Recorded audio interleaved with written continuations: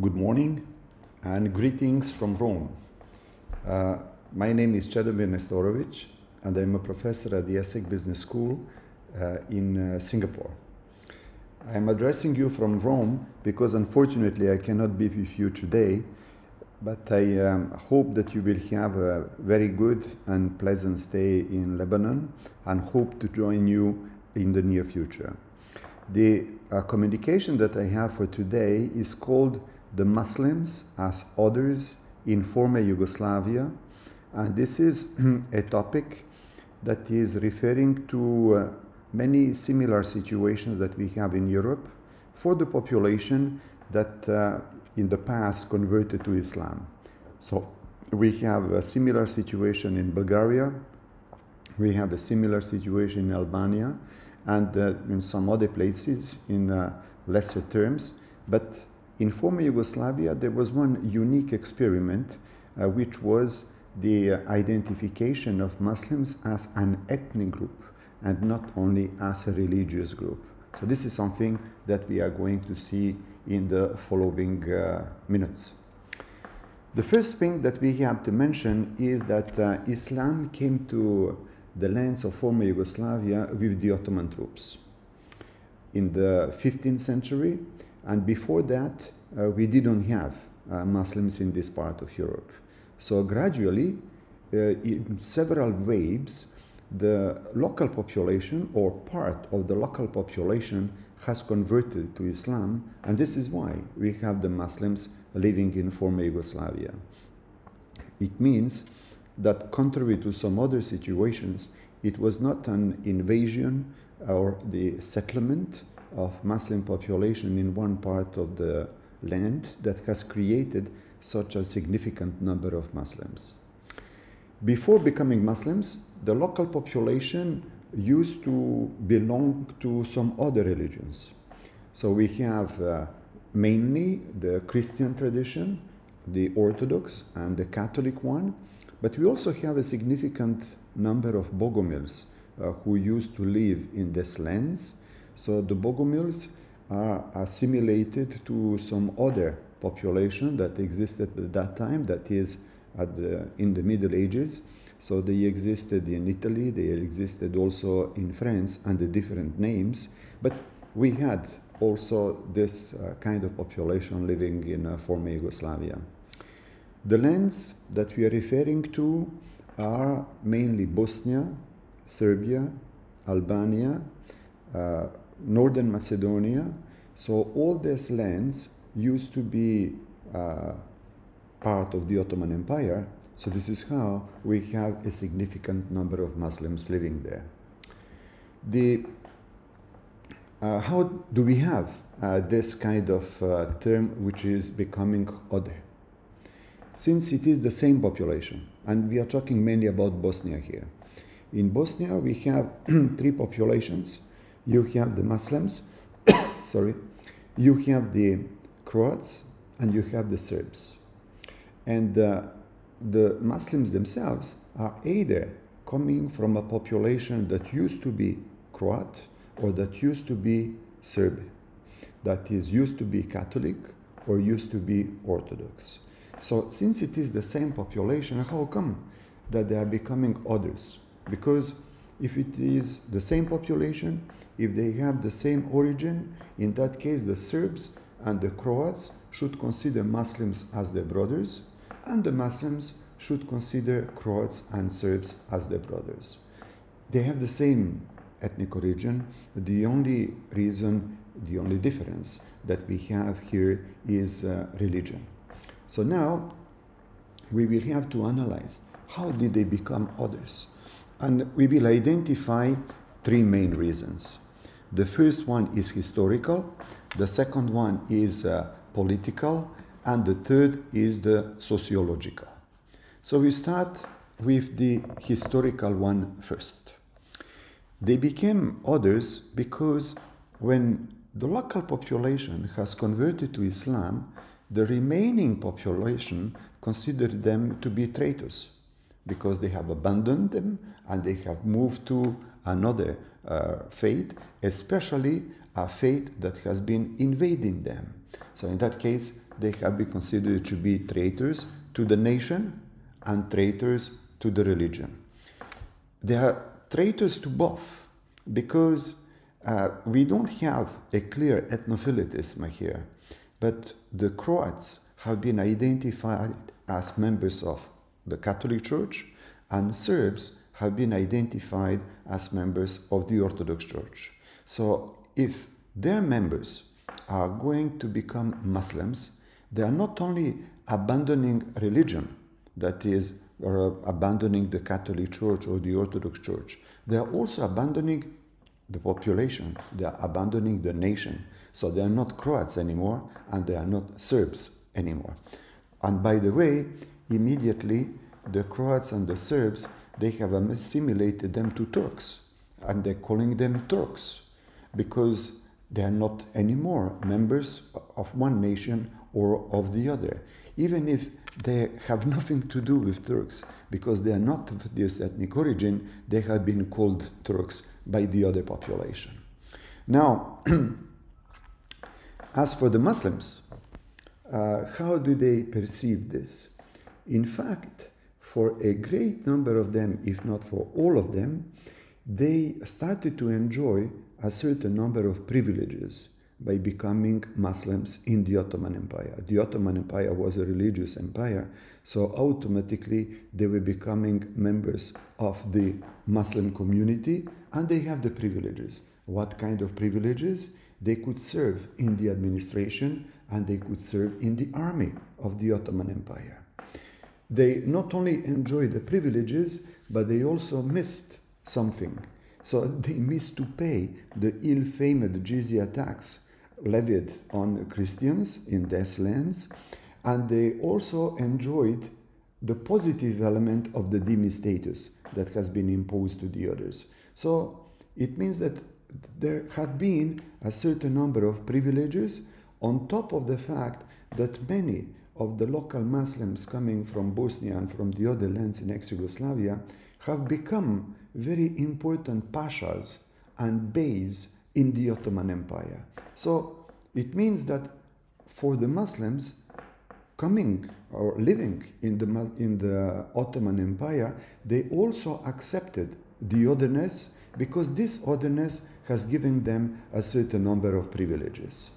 So they continue with these privileges. Both sides cultivated otherness, one in order to have a negative aspect of it, and the other one, that is the Muslim side, having a positive aspect of it. All this was fine until the 19th century. In the 19th century, Austria-Hungary has entered. At the end of the 19th century, they annexed the Bosnia-Herzegovina. So it means that the Ottoman Empire is over for them. And suddenly, Muslims living in Bosnia, they stopped to enjoy the privileged status, and there was a big question for them: what to do? There were, in fact, three options. The first one is reverse conversion, meaning going back to the faith of their ancestors. In that case, they abandon, so it will be the apostate, they abandon the Muslim faith and they become Catholics, or they become Orthodoxes again. The second option is to follow the Ottoman troops, and in that case to emigrate, and they will emigrate to Anatolia. And the third one is to say, we stay here, we will try to get a status as Muslims, but we don't have a privileged status anymore. And it seems that the third solution has gathered the most important number of Muslims. There were still some of them who followed the Ottoman troops, but it was not a very big number. The majority of them continued to stay in Bosnia in order to live there.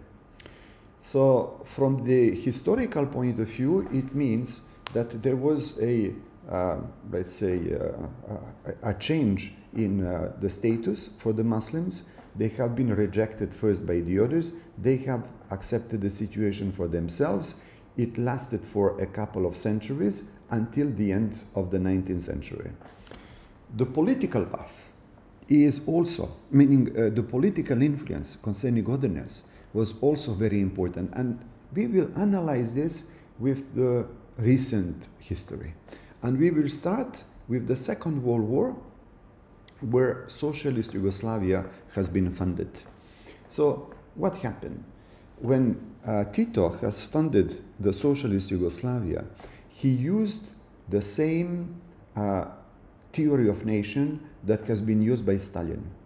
So this theory of nation has allocated in a federal state one nation which is the holder of sovereignty per republic. In Soviet Union, we used to have 15 republics, so we used to have 15 nations. In Yugoslavia, we used to have 6 republics, so we expected to have 6 nations. At that time, there were other alternatives, also from the Marxist origin, concerning the theory of nation. They were mainly referring to Otto Bauer and Karl Kautsky, but the Stalinist version has prevailed. So everybody expected that if we have 6 republics, we would have 6 nations in Yugoslavia. The problem was Bosnia, because we have, of course, one republic, which is Croatia for Croats, another republic, which is Macedonia for Macedonians, another republic, which is Serbia for the Serbians, etc., etc. But for Bosnia, they have decided that there would be a multi-ethnic state. So the question was to know, how can we have a multi-ethnic state with one component, which is a religious component? On the other side, we have 2 ethnic groups, the Serbs and the Croats, and now we have Muslims. It means that we are mixing apples and oranges. So in order to avoid this kind of dissonance, the socialist Yugoslavia has started by offering the possibility to Muslims to declare themselves as Muslim unaffiliated or Yugoslav unaffiliated. So this was the starting of socialist Yugoslavia. But since the split of Tito and Stalin in 1948, socialist Yugoslavia has introduced a completely new category, which is Muslims as an ethnic group and not as a religious group. So since the census of population in 1961 in Yugoslavia, they were called Muslims in the ethnic sense. And for the subsequent censuses, they were just called Muslims, on the same level as you are calling Croats, as you are calling Montenegrins, as you are calling Macedonians, and so on. This is a big novelty, because it poses a problem. Tito has confiscated a universal religion, which is Islam, and gave it an ethnic character. On top of that, it has been done by a communist rule. So it means that everyone should protest against this. First of all, the Muslims in Yugoslavia and Bosnia should have protested against this, and they should say, we are sorry, but Islam is a religion. This is not an ethnic group. And all Muslims in the world should protect also, because it has happened nowhere. So how come that suddenly in one state Muslims have become an ethnic group? So everybody was expecting the protest, but in fact the protest, they didn't happen. They didn't happen because the local population has considered that it is a progress to that, because Muslims will enjoy the same status as the other ethnic groups. And since, according to the Stalinist definition, only ethnic groups are holders of sovereignty in their own republic or in their own state, in that case, they are on the same level as the others. And of course, it was a dictatorship, so it was impossible to protest. Concerning the outside world, in fact, there was nobody to protest. Why? Because Tito, at roughly the same time, has funded the non-aligned movement. And the non-aligned movement, they had very important Muslim countries and Muslim figures at that time. Nasser from Egypt and Sukarno from Indonesia. And all of them were considering that having Muslims as an ethnic group is a progress compared to what is happening in the other communist states. So from the political point of view, there was no, let's say, opposition to that. Finally, we have the sociological path. How did they accept? How the Muslim population has behaved according to this? The wars in former Yugoslavia from 1991 to 1995 again have put the notion of otherness on the table, especially for Muslims in Bosnia. Because again, they have to think about themselves and to identify who they are. What is the problem? The problem is that Yugoslavia has been disintegrated. We have 6 republics. And it has been disintegrated in 6, let's say, new states, resulting from the disaggregation. But all these new states were all having one holder of sovereign rights, except in Bosnia. So if we are following the logic, in that case, the lands in Bosnia that are inhabited by Croats should go to Croatia. And the lands in Bosnia that were inhabited by Serbia should go to Serbia.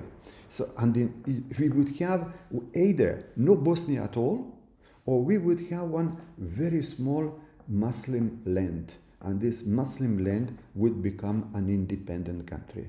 So this was the great dilemma at that time in order to know what to do. And even for the Serbs and Croats living in Bosnia, they didn't know if they should join the respective states or should they build a new state with Muslims which will be an independent Bosnia. So this was a great dilemma at that time, and as usual, because of the war, there was an increase of the, let's say, national identity in Bosnia.